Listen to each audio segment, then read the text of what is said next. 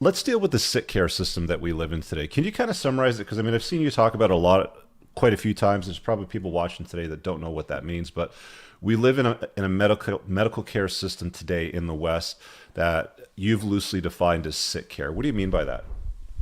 Yeah. So again, man, honor to be with you here today. Sick care, the best way to define it, other people have defined it as illness medicine, but essentially our entire medical care program system, wherever you are in the world, is based on the idea that medical system, the doctors, and then of course the people that they're attached to, which would be big pharma and medicines, are treating symptoms. They're not actually addressing the root cause. So majority of people in the world today have, insurance through their job or through their benefits or whatever it is. And they go to the doctor when they get a sniffle or they get sick, or, maybe they are seriously injured and they have a copayment and, they go through the front desk and, it's one of those things. And then they sit there and they wait. And then the doctor comes and basically says, what's going on? They get 5 minutes with the doctor if they're lucky.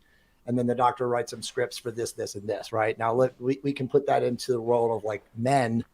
The average guy today who's 40 years old or even younger now goes to the doctor. He's like, Doc, I feel like shit. I'm dead tired at 1 o'clock, 2 o'clock in the afternoon. I want to go home and take a nap. What is the matter with me? And the doc looks at him and says, I can write you a script for, because obviously this dude is probably depressed. I can write you a script for an SSRI. And the guy's probably complaining of sexual dysfunction, right? Because we know what this is. This is a testosterone deficiency. So the doc writes him a script for a erectile dysfunction medication, which again, as you know, Richard, is not addressing the root cause of his symptomology, which is likely a testosterone deficiency. Now, I'll take it one step further. Let's say the doctor is smart and says, oh, I'm going to order labs for you. Let's check your testosterone. So then a week later, he gets his labs back. He comes back in with the doctor. Meanwhile, he's being billed for these appointments. And the doctor looks at his labs and his labs are, in the normal range of testosterone, but obviously very, very low. And he says, oh, you're fine. Your testosterone's healthy. You're good. You're in this defined, compressed laboratory range and you're okay. And so now the guy thinks he doesn't have a symptom of, or isn't testosterone deficient, which isn't true, and has two drugs that he's going to be using, again, the SSRI and the erectile dysfunction drug, which will eventually make his symptomology, again, of testosterone deficiency, not diagnosed, worse. So it's the tail dragging the dog here. It is a situation where most of these guys never, ever get healthy or the proper advice unless they're listening to people like you or me. Yeah.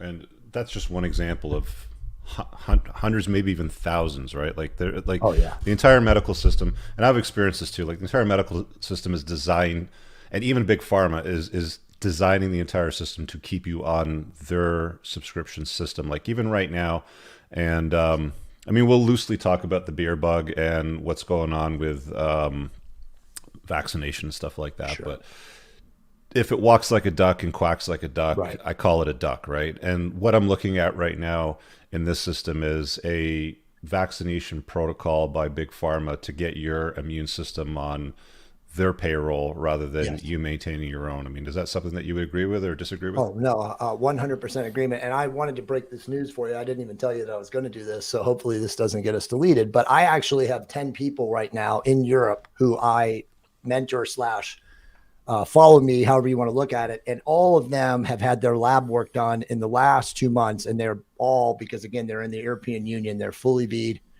And every single one of them is like you and me. They work out, they eat healthy, they train. None of them are on therapeutic testosterone, which obviously we can talk about if we want, but every single one of them since getting this second, whatever, dude, their T values have plummeted. I mean, shock and awe type levels, right? Like all these guys are like, dude, what's going on? What happened to me? I mean, not one of them ever thought of that, because they're not in that path, but I was like, well, let's, process of elimination. Let's figure it out. Are you using SARMs or some bullshit like that? And none of these guys are. And then they're like, I'm like, have you been V'd? And they're like, yeah, I'm in the European Union. You have to be. You can't go anywhere if you're not, right? So again, 10 people, last 2 months, do I have scientific inquiry proving that that's the case? No, but I mean, do I have obviously, empirical data that tells me that something isn't right? Yes. So my point and why I'm telling you this is going to become a much bigger problem, Richard, in the next few years.